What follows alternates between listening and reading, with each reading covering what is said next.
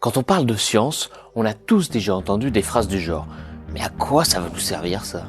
Ou encore « Mais pourquoi on dépense un fric monstre là-dedans, on aurait tellement d'autres choses à faire avec ?» Et il vous est peut-être même déjà arrivé de les prononcer vous-même. Alors même si c'est vrai, il n'est toujours pas évident de comprendre en quoi la construction d'un accélérateur de particules à plusieurs milliards d'euros, l'invention de nombres imaginaires mathématiques qui n'existent même pas, ou encore la création de ciseaux génétiques CRISPR-Cas9 peuvent bien apporter à l'humanité, si ce n'est le simple fait de savoir que cela existe. Et pourtant, les retombées de ces découvertes de prime abord extrêmement compliquées et fortement inutiles, sont partout. Elles sauvent des vies tous les jours, nous permettent de nous diriger ou simplement rendent possible le fait que vous puissiez écouter ce podcast en ce moment sur votre téléphone. Alors c'est parti, tentons ensemble de comprendre à quoi ça sert.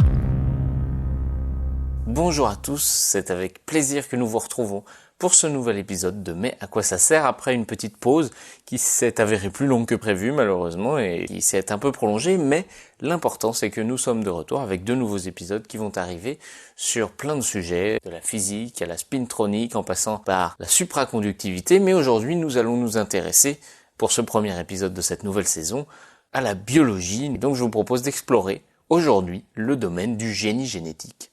Alors qu'est-ce que c'est le génie génétique ? Comprenez l'ensemble des concepts, des méthodes et des techniques permettant de modifier artificiellement la composition génétique, le génome comme ça s'appelle, des cellules ou d'un organisme vivant. Vous l'aurez compris, donc on va parler de mutation, d'OGM, de CRISPR-Cas9 pour ceux à qui ça peut parler, et puis pour ceux à qui ça ne parle pas, on va l'expliquer, et puis on va se demander à quoi ça sert finalement d'aller modifier l'ADN des êtres vivants. On va aussi se poser la question de savoir est-ce que c'est réellement nécessaire, éthiquement parlant, et puis on va aussi répondre à cet argument, est-ce que c'est dangereux, argument qui revient assez régulièrement.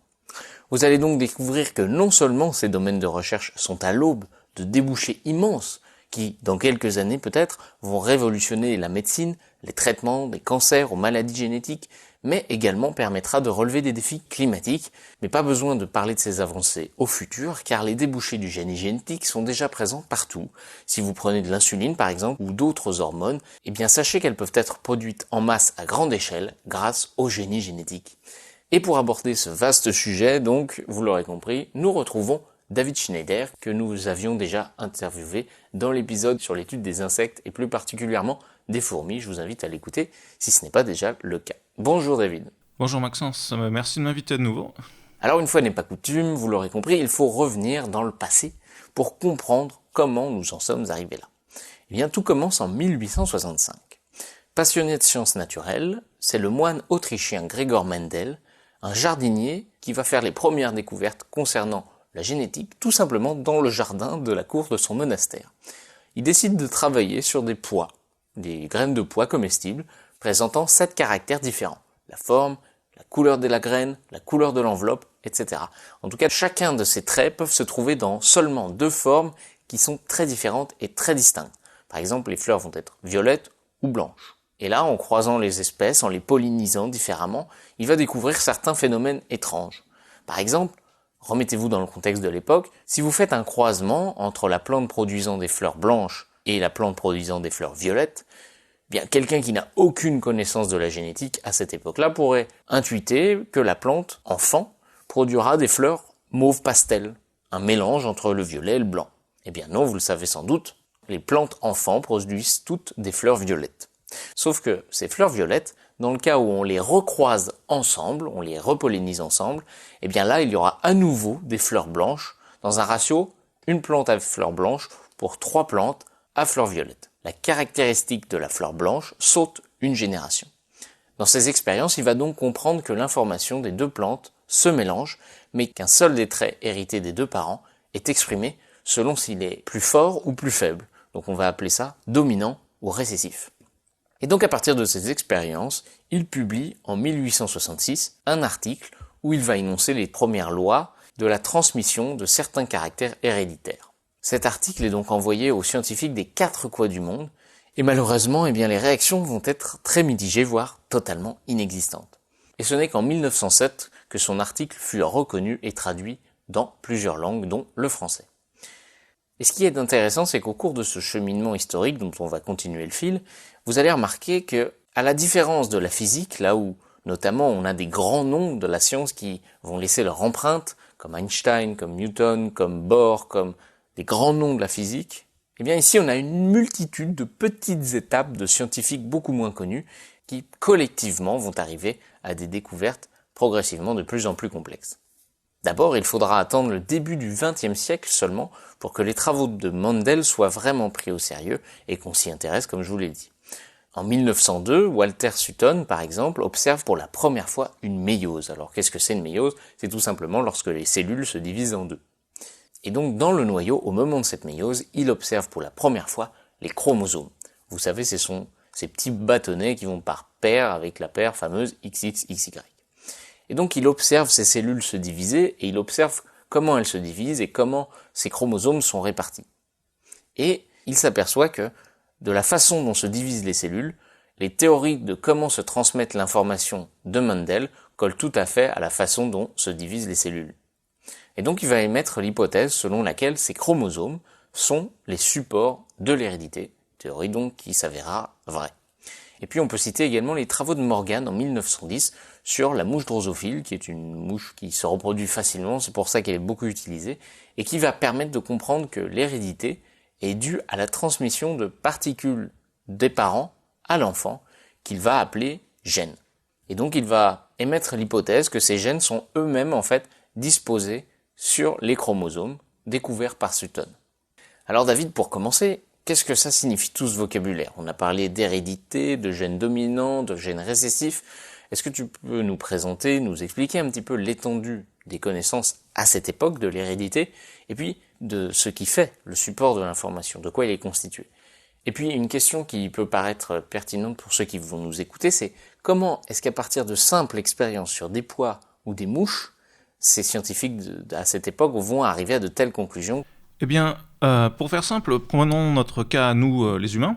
Donc, 46 chromosomes, en fait 23 paires pour être plus précis. Chaque chromosome de la paire vient de l'un de nos parents et contiennent les mêmes gènes pour ainsi dire presque en vis-à-vis. Si on place un chromosome en face de son complémentaire ou homologue, comme on les appelle. Donc, quand on y réfléchit bien, on a tous nos gènes en double, vu que chaque paire en fait contient 2 chromosomes venant de nos 2 parents. Ces gènes, ils sont en fait des informations ou des plans de fabrication du corps. Ils peuvent être donc soit dominants ou soit récessifs. Donc ces caractéristiques de dominant ou récessif deviennent importants quand on les considère les 2 versions du même gène sur notre paire de chromosomes. Alors je m'explique. Si j'ai reçu 2 gènes dominants de mes parents, donc par exemple 2 copies du gène qui code pour les yeux marrons, qui est dominant chez l'humain, eh bien j'aurai les yeux marrons. Ou alors par exemple, si mes 2 parents ont les yeux bleus, donc moi aussi j'aurai les yeux bleus parce que j'aurai 2 copies du gène pour les yeux bleus, malgré qu'il soit récessif. Ça n'importe pas parce que vu qu'il est récessif et que j'ai 2 copies, qu'il soit récessif ou dominant, le gène sera exprimé. Par contre, si je reçois une copie de chaque, par exemple une copie du gène pour les yeux bleus et une copie des gènes pour les yeux marrons, alors là, vu que le gène pour les yeux marrons dominera, eh bien j'aurai les yeux marrons marron et pas bleu-marron ou marron-bleu, enfin pas de phénotype intermédiaire en fait. Pour comprendre ça, en effet, les premiers généticiens, ils ont utilisé tout d'abord des petits pois, puis ensuite la drosophile, ou mouche à vinaigre pour ceux qui connaissent. L'intérêt, évidemment, c'est qu'on peut les élever dans un petit espace, enfin là je parle des mouches évidemment, en grande quantité, elles se reproduisent rapidement, du genre en 2 semaines, et surtout c'est possible à bas prix, voire très bas prix. Donc, en utilisant des milliers de drosophiles, littéralement, Morgan et ses étudiants, ils ont pu dessiner les premières cartes génétiques en se basant sur les combinaisons, ou plus exactement les recombinaisons de gènes sur les différents chromosomes. Alors, pour faire ça, faut imaginer le travail impressionnant qu'ils ont fait, parce que surtout qu'à l'époque, il n'y avait pas de séquenceurs automatiques, d'outils d'ingénierie génétique disponibles en catalogue de laboratoire, ou même d'ordinateur en fait, comme aujourd'hui. Donc là, on parle de milliers de mouches et de drosophiles, de données donc enregistrées à la main, de calculs matriciels et calculs statistiques aussi faits à la main. Donc c'est vraiment un travail impressionnant qu'ils ont fait à l'époque. Et le pire, en fait, c'est qu'ils supposaient l'existence des gènes, en fait, mais réellement, ils n'en avaient jamais vu, enfin, ou du moins manipulé directement, en fait. Merci David pour cette explication. Et au sujet des gènes, bon, c'est très bien, on a trouvé les chromosomes, on a trouvé les gènes, mais finalement, les gènes, qu'est-ce que c'est? De quoi eux-mêmes sont-ils faits? Et c'est à peu près la question que se sont posées les scientifiques à cette époque, à peu près dans la moitié du XXe siècle. Et en très peu de temps, entre 1943 et 1950, on va découvrir respectivement la structure de ce qui compose ces fameux chromosomes, le fameux ADN, une forme de double hélice qui est identifiée par Rosalind Franklin et avec la méthode de cristallographie dont on a parlé, souvenez-vous, dans le dernier épisode. Et puis peu après, Oswald Avery, Colin MacLeod et Maclean McCarthy vont démontrer eux que l'ADN est une molécule associée à l'information héréditaire et qui peut donc transformer les cellules. Ce qui est intéressant, c'est qu'à ce moment-là, va naître l'idée que si on peut modifier l'ordre, si on peut modifier un petit peu le code de notre corps, eh bien on peut modifier les propriétés d'un organisme vivant. Donc ceci n'est qu'une simple idée pour l'instant, mais cette idée va être confortée en 1950 lorsque Phoebus Leven découvre la structure chimique de l'ADN et qu'il est composé donc de ces 4 bases qui se répètent, que vous connaissez tous, A, C, G, T. Et à partir de ces 4 bases, donc, vont être un peu comme notre code binaire avec ses 0 et ses 1, en fonction de leur association, vont coder tous les traits, toutes les caractéristiques d'un être vivant. Donc on sait qu'on a un code, mais peut-on seulement modifier ce code ? Eh bien Barbara McClintock répondra à cette question et démontrera que les gènes peuvent se déplacer à l'intérieur des chromosomes et que le génome est beaucoup moins statique que prévu. En 1965, enfin, une dernière découverte qui va permettre de conforter l'idée que l'on peut modifier l'ADN, c'est la découverte des enzymes de restriction confirmée en 1973 par Paul Berg et ses collaborateurs. Alors qu'est-ce que c'est les enzymes de restriction ? Ce sont des protéines qui existent dans la nature, qui sont capables de couper et de recoller précisément l'ADN à des endroits donnés. Et donc, en observant ces enzymes qui sont naturellement présentes dans la nature, on va se dire que si la nature peut le faire, eh bien peut-être qu'en utilisant ces protéines naturelles, on peut peut-être découper l'ADN et donc reprogrammer l'ADN d'un organisme. Alors David, là encore, on passe une échelle, on était à l'échelle des chromosomes, des gènes, et on rentre dans la structure même des chromosomes et des gènes en ce qui concerne donc cet ADN. Alors comment, à partir de ces 4 bases qui se répètent, l'ADN permet de coder toute l'information ? Et puis, une autre question intéressante, c'est comment le corps, comment des organismes vivants vont passer de ce message, de ce code, qui est l'ADN, aux traits caractéristiques. Comment on passe du code dans l'ADN pour la couleur d'une plante à sa couleur. Comment est-ce que, pour que ça parle aux gens, c'est un peu comme si l'ADN c'était une notice Ikea, et puis le résultat final, c'est le meuble monté. Comment est-ce qu'on passe de la notice, de notre ADN, au meuble monté, c'est-à-dire aux protéines, aux enzymes, aux traits, aux expressions du génome ? Tout d'abord, je dois expliquer ce que c'est le code génétique, puis dans un second temps, on pourra comprendre la transcription, puis la traduction, et donc comment en fait on passe de 4 bases à des macromolécules complexes comme nos protéines. Donc, pour commencer, comme tu viens de nous le dire, ces 4 lettres A, C, G, T qu'on appelle bases sont 4 petites molécules qui permettent de coder l'information génétique. Fonctionnent par triplet ou codon, comme on les appelle, et donc permettent 64 combinaisons possibles, hein, donc 4 puissance 3. Ces 64 combinaisons, en fait, elles permettent de coder 20 acides aminés. Donc c'est ça, en fait, qu'on appelle le code génétique. Ces différentes combinaisons de ces 4 bases correspondent à un acide aminé. Donc en fait, ces acides aminés sont les blocs de base pour construire les protéines dont nous, on est constitués. Donc bref, pour pouvoir passer donc de ces 4 lettres de l'ADN à la complexité extrême de nos protéines, en utilisant le code génétique, il y a 2 étapes principales, la transcription et la traduction. Donc la transcription, alors fermez les yeux et imaginez que vous êtes dans une cellule, l'ADN et son message, donc il est dans le noyau, mais réellement le besoin en protéines nouvelles, donc il est dans la cellule à l'extérieur du noyau. Mais l'ADN, lui, il doit y rester. Donc comment faire ? Bien, pour cela, en fait, l'évolution a trouvé un système très ingénieux, c'est la transcription en ARN. Donc, l'ARN, c'est une copie de l'ADN, mais en brin simple, en fait.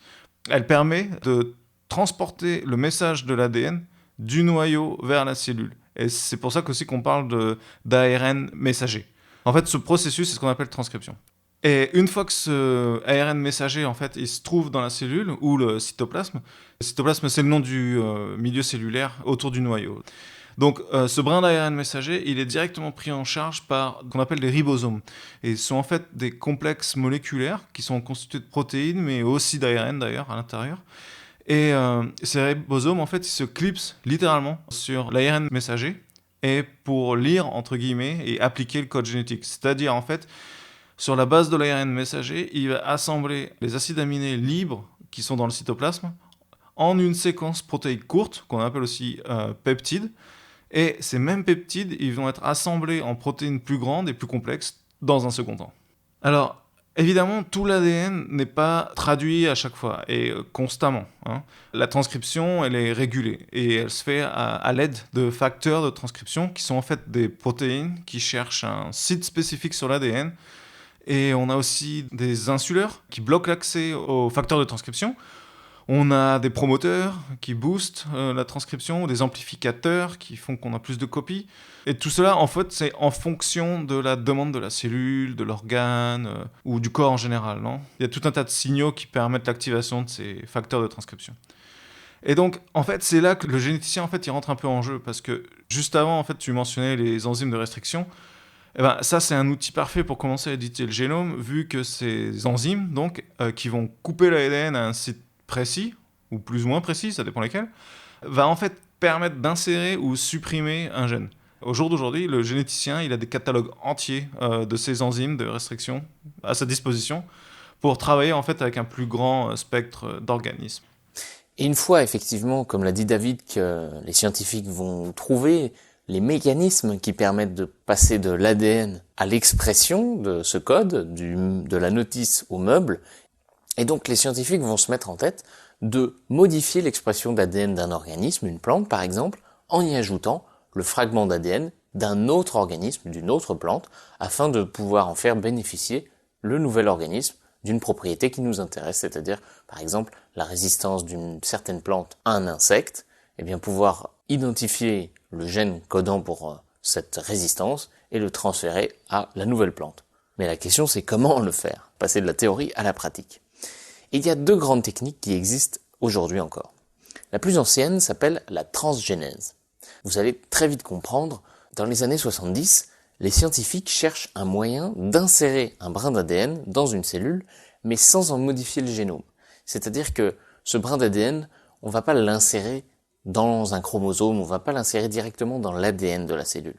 On va simplement l'insérer dans le noyau de la cellule, et l'idée c'est que la cellule ne va se rendre compte de rien, elle va croire que ce petit bout qui est là en plus fait partie en fait d'elle-même, et elle va se mettre à le lire et à reconnaître l'information qui est écrite, et à donc coder les propriétés qui nous intéressent. Sauf que ça, eh bien les scientifiques vont une nouvelle fois s'inspirer de la nature, ils vont s'apercevoir qu'un organisme le fait très bien, et ce depuis longtemps, et c'est le virus. Alors, le virus n'est pas un organisme considéré comme vivant, au sens propre du terme, parce qu'il n'est pas capable en fait de se reproduire lui-même. Pour assurer sa reproduction, celui-ci utilise d'autres cellules, les cellules de notre corps. Par exemple, c'est le cas quand vous allez attraper un rhume ou une angine virale, ou voilà. Le virus qui pénètre dans votre corps va venir se fixer à vos cellules et va injecter son code génétique dans vos cellules. Et ces cellules ne vont pas faire la différence entre votre ADN, celui qui a dans son noyau, et l'ADN qui a été inséré par le virus. C'est exactement comme un virus informatique, c'est pour ça que ça porte le même nom, c'est-à-dire que le virus va apporter un petit bout de code qui va être lu par l'ordinateur, là en l'occurrence votre cellule, et qui va provoquer le bug de l'ordinateur. Et là, dans le cas du virus dans vos cellules, la cellule va se mettre à lire l'ADN du virus et donc à créer de nouveaux virus elle-même.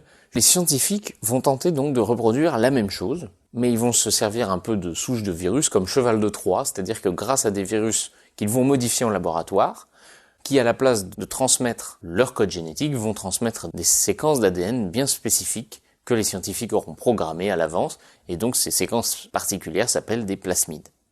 Et donc cette idée sera donc mise en pratique pour la première fois en 1974, lorsque les premières souris transgéniques sont créées par le biologiste Rudolf Jeinich. Alors David, comment est-ce qu'on fait pour que ce plasmide, cette séquence d'ADN programmée par les scientifiques, soit bien identifiée et lue finalement par les cellules d'un être vivant qui est contaminé? Et puis également, qu'est-ce qu'il est possible de faire concrètement avec cette technique et quelles en sont les limites? Alors là par contre on commence vraiment un peu à faire de la cuisine avec le vivant. Tout d'abord pour la question de la reconnaissance et lecture du gène par la cellule cible, il y a un truc tout simple mais il fallait y penser quand même. En fait, on n'insère jamais un gène d'intérêt tout seul, vraiment. En effet, si on insérait un gène tout seul, il resterait comme ça, libre dans la cellule ou dans le cytoplasme, sans jamais vraiment être intégré à l'ADN de l'autre. En fait, autour du gène d'intérêt, donc imaginez un gène comme ça, une séquence de base linéaire, et qu'on veut donc insérer dans la cellule pour qu'il soit exprimé, eh bien, en fait, il faudra ajouter les séquences promotrices qu'on parlait avant, et d'autres petites séquences régulatrices en amont et en aval de gènes d'intérêt. Ainsi, en fait, quand la cellule hôte, donc, elle va être capable de reconnaître la séquence entière et la traiter comme son propre gène, en fait. C'est un peu comme le coucou qui met son œuf, donc un œuf étranger, dans le nid d'un autre oiseau pour que l'autre parasité, en fait, travaille pour le coucou. C'est comparable. Ensuite, une question nouvelle elle apparaît, en fait. Donc, comment on sait si ça fonctionne? Parce que ça, c'est une autre histoire aussi. Est-ce que le gène est bien intégré? Est-ce que la cellule a survécu? Est-ce qu'elle a gardé sa capacité de se reproduire, à se dupliquer, et à dupliquer notre gène d'intérêt, en fait? Donc, pour ça, en fait, on utilise ce qu'on appelle des marqueurs de sélection. C'est très simple. Alors, par exemple, considérez une bactérie qui est sensible à un antibiotique, une bactérie normale. Donc, en fait, si j'essaie de la cultiver sur un milieu qui contient l'antibiotique, bon, bah là, évidemment, il n'y a rien qui va survivre. Là où je veux en venir, c'est que si je veux insérer un gène d'intérêt dans une bactérie, ce que je peux faire, c'est, en même temps que j'insère ce gène, j'insère la séquence qui code pour la résistance à cet antibiotique. Donc du coup, en fait, dans la bactérie, j'aurai mon gène, les séquences régulatrices et une séquence de résistance à l'antibiotique. Donc, si j'essaye à nouveau de cultiver une bactérie transgénique, parce que maintenant elles sont transgéniques, sur un milieu riche en antibiotiques, il va y avoir des bactéries qui vont survivre, et ça va être donc celles qui ont intégré ma séquence. Et elles vont survivre parce qu'elles sont résistantes à l'antibiotique. Donc, vu qu'elles sont résistantes à l'antibiotique, ça veut dire que par la même occasion, je saurais aussi qu'elles ont intégré mon gène qui permet, par exemple, de dégrader le plastique, de produire de l'insuline, n'importe. Et que, en fait, le gène est inséré aussi à un endroit qui ne compromet pas le bon fonctionnement de mes bactéries, vu qu'elles prolifèrent normalement. Donc, c'est vraiment un outil intéressant.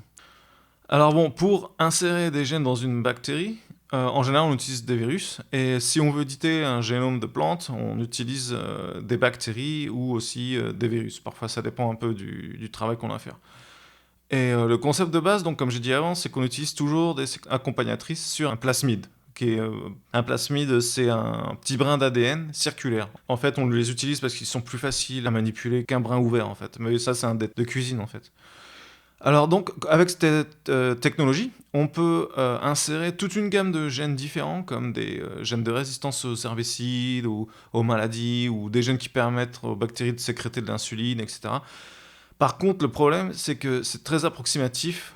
Faut insérer donc plus ou moins par chance notre gène d'intérêt dans un plasmide en utilisant des microprojectiles, faire de l'électroporation. En fait, c'est produire temporairement des pores dans les cellules pour qu'elles soient capables de laisser passer des gènes. Donc c'est vraiment, ouais, c'est plus ou moins au coup de bol. Donc, hein. Et vu qu'on utilise des virus ou des bactéries qui sont extrêmement prolifiques, on sait que dans notre boîte de pétri, statistiquement, il y en a au moins un ou deux qui a intégré le gène plus ou moins là où on veut. Donc, et après, on utilise une série de cribs, de filtres pour savoir si vraiment on a ce qu'on veut. Donc, pour résumer, donc ces séquences qu'on ajoute avec le gène d'intérêt, elles augmentent l'échange d'intégration, mais sur des milliers, voire des millions de bactéries, l'événement voulu se passe que quelques fois. Donc c'est pour ça qu'on a besoin de marqueurs de sélection du genre gène de résistance aux antibiotiques. Voilà, en tout cas c'était donc la première méthode, la plus ancienne, la plus simple entre guillemets. Mais aujourd'hui vous entendez peut-être parler d'une autre technique qui fait souvent l'actualité comme étant révolutionnaire en matière de modification génique. J'ai nommé donc la fameuse CRISPR-Cas9. Qu'est-ce que c'est?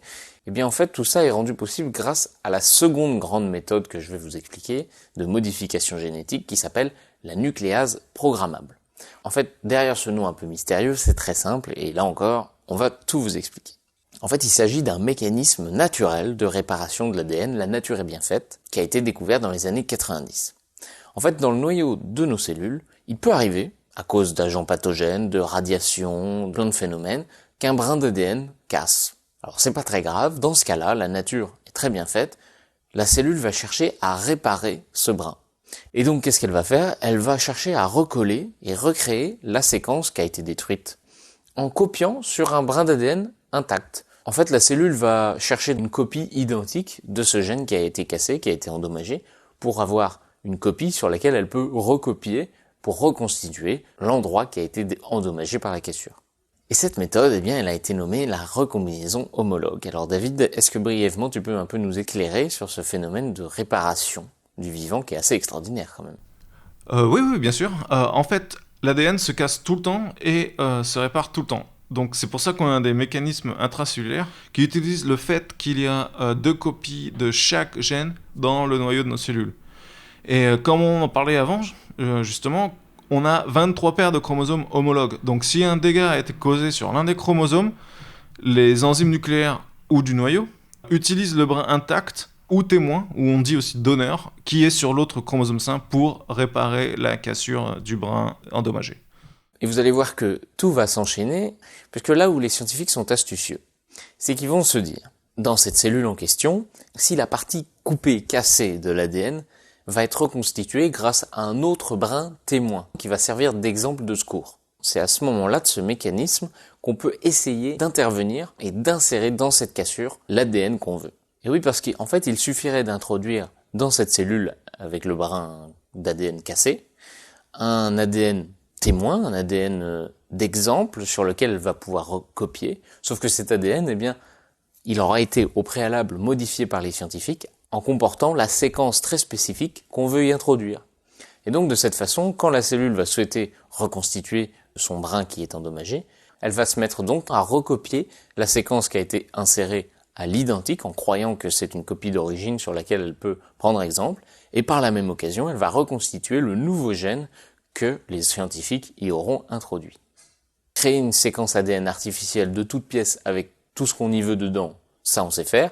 L'introduire dans la cellule, ça aussi on sait le faire, mais là va se poser 2 questions. Comment est-ce qu'on fait pour couper l'ADN à un endroit très précis, là où on veut pile poil? Et puis, comment on fait pour que cette coupure soit de la longueur souhaitée? Et donc ces 2 problèmes, eh bien, ils vont être résolus là encore en s'inspirant de la nature grâce à des organismes qui s'appellent les nucléases. D'où le nom de cette méthode, la nucléase programmable. Alors David, beaucoup d'explications, c'est assez dense. Qu'est-ce que c'est cette nucléase? Pourquoi est-ce qu'on parle de ciseaux génétiques? Et quelles sont les différentes sortes utilisées en recherche? Parce que il n'y a pas qu'une sorte de nucléase, il y a les méganucléases, les doigts de zinc, les talents, les CRISPR-Cas, justement. Et puis finalement, est-ce qu'avec cette méthode, on peut vraiment tout faire comme on le prétend, c'est-à-dire modifier tout ce qu'on veut? Eh bien, comme tu viens de le dire, pour pouvoir éditer le génome, il faut pouvoir couper le brin d'ADN pour ensuite retirer ou insérer un gène nouveau. Et le problème est que, avant l'utilisation des ciseaux génétiques, on devait utiliser des méthodes approximatives comme celles qu'on a parlé un peu avant. Et donc, l'avantage de ces nouvelles techniques comme les doigts de zinc, les méganucléases, les talents, c'est qu'on peut couper exactement où l'on souhaite sans besoin de chance ou de tout le processus de crible pour isoler les individus où le gène d'intérêt était inséré avec succès. Alors, ces outils, par contre, ils restent chers et c'est pas vraiment facile, en quelque sorte, de programmer ces enzymes pour atteindre les sites de coupure que l'on veut, ou au mieux, ça coûte assez cher, quoi. Donc, imaginez un peu que ces outils, comme les doigts de zinc, méganucléases, les talents, qui sont en fait, ces 3 outils, c'est plus ou moins des enzymes ou des protéines complexes. Alors, imaginez que ça soit un genre de... comme des perceuses. Que ce soit des perceuses, mais qu'on ne puisse pas changer la mèche, ou alors très difficilement, ou à un coût très élevé, en fait. Eh bien, si j'exagère ma simplification, on peut considérer que la CRISPR-Cas9, qui est à la mode, là, c'est une perceuse pas chère, où on peut changer les mèches facilement, et pour un prix très bas. Donc, concrètement, la mèche de CRISPR-Cas9, c'est un brin d'ADN synthétique, ou chimérique, comme on dit, que l'on peut insérer dans l'enzyme Cas9. Donc en fait, c'est vraiment... on change la mèche pas chère de notre perceuse pas chère. Donc en fait, on peut couper où bon nous semble à partir du moment où la séquence d'ARN correspond à la séquence d'ADN cible sur le génome de l'hôte. Donc à partir du moment où on peut couper exactement là où on veut et à une précision maximale, on peut virtuellement insérer littéralement tout ce qu'on veut, où l'on veut, et d'une manière immédiate, sans attendre de faire toute une séquence de culture bactérienne pour être sûr de la précision de l'insert, en fait. Le plus impressionnant, enfin de mon point de vue en tout cas, c'est qu'en tant que biologiste expérimental, on essaie toujours un peu d'éviter de recourir aux outils génétiques à cause du cratère en fait que ça cause dans un budget moyen, surtout en écologie où ou en recherche dans l'académie, les budgets sont pas forcément comme dans le privé. Là, on parle d'autre chose, vraiment, quoi. On peut acheter des kits CRISPR-Cas9 pour 200 € sur Internet, quoi. C'est vraiment une autre dimension du génie génétique qui s'ouvre, en fait. Et ainsi, les scientifiques ont ouvert la voie à la modification du génome en tant que tel. Alors, généralement, les discussions sur le sujet sont assez houleuses, on va dire. Et puis, vous avez sans doute déjà constaté que la conversation finissait souvent en débat. Pour certains, c'est se prendre pour Dieu, littéralement, ni plus ni moins. Ce n'est pas éthique, ce n'est pas naturel, ce n'est pas dans l'ordre des choses, etc., etc. Alors, la question n'est pas de dire oui ou non, ici, dans cette émission, mais de vous apporter tout simplement les progrès factuels qui ont été rendus possibles grâce au génie génétique. Et donc, je ne vous parle pas d'applications futures, pas du tout, mais d'innovations déjà bien existantes. Des auditeurs parmi vous peut-être sont diabétiques et donc doivent recevoir des injections d'insuline ou peut-être ont bénéficié d'hormones de croissance de synthèse. Eh bien, sachez que ces molécules peuvent être produites en quantité industrielle grâce au génie génétique et plus particulièrement à la méthode dont on a parlé plus tôt, celle de l'insert des plasmides dans le noyau de bactéries, en l'occurrence Escherichia coli. Et donc, eh bien, cette molécule, cette bactérie va se mettre à produire les substances chimiques que l'on veut qu'elle produise grâce aux gènes d'intérêt que l'on a introduits dedans. Et puis toujours en médecine, et ce depuis les années 2000, on voit exploser la recherche dans les domaines des thérapies géniques. Alors qu'est-ce que c'est ? Eh bien tout simplement, ça va être de venir insérer de l'ADN dans nos cellules afin d'inhiber, c'est-à-dire de rendre silencieux un gène mutant qui est la cause d'une maladie par exemple, ou au contraire de venir réparer ce brin d'ADN mutant ou d'en ajouter un autre pour corriger les effets de ce gène déficient. Et puis enfin, pour en lister quelques-uns seulement, ça ouvre la voie à la création d'organes génétiquement modifiés qui pourront être du même ADN que le receveur pour éviter les rejets par exemple. Je viens d'en lister quelques-unes seulement, vraiment quelques-unes très succinctement. David, quelles sont toutes les applications, quel est le champ des possibles ? Alors, là, vraiment, tout et n'importe quoi. C'est un peu ce qui donne la beauté et le danger de la technologie. Pour en citer quelques-uns, alors créer des moustiques anti-paludisme, régler des problèmes d'espèces invasives en faisant du contrôle biologique de haute spécificité, ressusciter des espèces disparues. Il y en a certains qui parlent du mammouth, même si en fait j'en vois pas vraiment l'intérêt vu que la majorité de son habitat a disparu, mais bon, ça c'est plus pour l'exploit. Ou alors encore produire du biocarburant ou booster des bactéries méthanogènes pour produire du gaz naturel plus vite ou à plus basse température. Mais aussi il y a des idées un peu plus impactantes comme des bébés à la carte. Là c'est vraiment, ouais, je veux que mon bébé a les yeux bleus, design de bébé à la carte littéralement. Vraiment, on peut vraiment faire tout ce qu'on veut, toutes les folies incroyables à partir du moment où on se préoccupe pas trop des conséquences et de l'éthique. On vient vraiment littéralement d'entrer dans une ère nouvelle avec cette technologie, surtout à cause du prix et de sa facilité, quoi, par rapport à des techniques génétiques normales, j'ai envie de dire, classiques. Mais par contre, j'ai un bon feeling en ce qui concerne les applications en biotech, en biochimie et en particulier pour l'industrie des plastiques composites et l'agrochimie, qui est, bon, faut dire ce qui est, on en a encore besoin pour l'instant. Et donc on ne se limite pas à la médecine, on a également l'industrie agroalimentaire qui n'est pas en reste, car les applications sont immenses en fait. Pour tout vous dire, il y a quelques années, une vague de carence en vitamine A a frappé de nombreuses régions malheureusement du globe. Et donc la carence était si grave qu'elle a entraîné plusieurs décès en très peu de temps. Alors qu'aurait-on pu faire pour résoudre le problème ? Eh bien, les scientifiques ont vite compris que l'aliment de base de la plupart des régions touchées par cette catastrophe était le riz. Et le riz était un petit peu comme le blé chez nous, la base de l'alimentation. Et donc ils ont fait des efforts pour modifier génétiquement le riz, de telle sorte qu'il produise le composé nécessaire dans le corps lorsqu'il est consommé, c'est-à-dire la vitamine A en grand nombre. Et donc c'est ainsi qu'est né le concept du riz doré. C'est une variété de riz qui est capable de synthétiser la bêta-carotène qui va se décomposer en vitamine A dans le corps. Et malgré toutes les réticences que l'on peut avoir sur les organismes génétiquement modifiés, on ne peut que constater que ce riz génétiquement modifié justement a sauvé d'innombrables vies. Et laissez-moi rendre ça encore plus intéressant, imaginez une seule plante qui a des pommes de terre à la racine et des tomates à la pousse. C'est bizarre et pourtant ça existe, cette variété s'appelle la pomato, la pomme de terre tomate, une plante qui porte deux parties comestibles dans le même corps pour beaucoup plus de rendement justement. Alors sans partir dans ces extrêmes, il sera peut-être indispensable à l'avenir de concevoir des aliments de demain pour lutter contre le réchauffement climatique ou lutter contre les malnutritions dans certains pays avec justement des aliments modifiés, avec un plus gros rendement ou ayant besoin de moins d'eau ou qui sont plus résistants aux parasites, etc. Tout ceci rendu possible grâce aux techniques dont nous venons de parler. Voilà, ça fait beaucoup, tout ça fait réfléchir donc, et le sujet est malheureusement ramené la plupart du temps à du sensationnel lorsque les médias rapportent par exemple la création en laboratoire de chimères, d'hommes cochons, comme ça a été le cas il y a peu, et il est important de le rappeler, et David, j'imagine que tu en sais quelque chose, ce secteur est naturellement extrêmement contrôlé, que des institutions existent afin de mettre en place les régulations dans les grandes lignes auxquelles sont soumis les scientifiques. Alors oui, c'est vrai, il y a de nombreux filtres institutionnels, administratifs, des conseils d'éthique, etc. Les projets en général, ils sont évalués et les mises sur le marché de produits OGM est super réglementée, en particulier en France et en Europe. Et pour être franc, c'est pas vraiment ça qui me préoccupe, mais c'est plus l'usage amateur ou alors hors institutionnel de la technologie qui m'inquiète. Par exemple, on pourrait créer une pollution biologique dans nos écosystèmes très facilement. Quand n'importe qui peut le faire, ça peut très vite devenir incontrôlable en fait. Ça, oui, ce serait plus ma préoccupation. Mais aussi, si on pousse les choses à l'extrême, CRISPR-Cas9, ça vient peut-être aussi d'ouvrir les portes à une nouvelle forme de bioterrorisme de petit budget en fait. Mis à part ça, voilà, évidemment, toutes ces nouvelles technologies, elles sont accompagnées de leurs challenges, leurs problèmes, à chaque fois, quoi.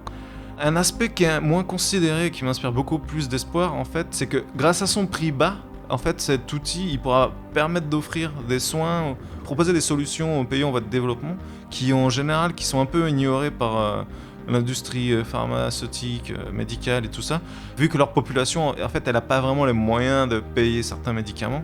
Donc ils sont pas vraiment des bons clients pour Big Pharma et compagnie, c'est ça que je veux dire, quoi. Donc je vais un peu fabuler, mais alors imaginez 2 instants une bactérie ou un virus qui attaque les plasmodiums de la malaria ou du trypanosome de Chagas, mais directement dans le sang. Un genre de vaccin, mais à base d'une bactérie modifiée par CRISPR-Cas9. Donc là, on sauverait beaucoup de vies en Afrique et en Amérique du Sud, et bon, c'est sûr que le budget serait différent. Ça donne accès à cette technologie à un public différent, donc ça c'est bonne chose, c'est mauvaise chose. Vous l'aurez compris, le génie génétique donc nous a déjà apporté tant de choses et va sans doute encore nous en apporter beaucoup plus dans un avenir très proche.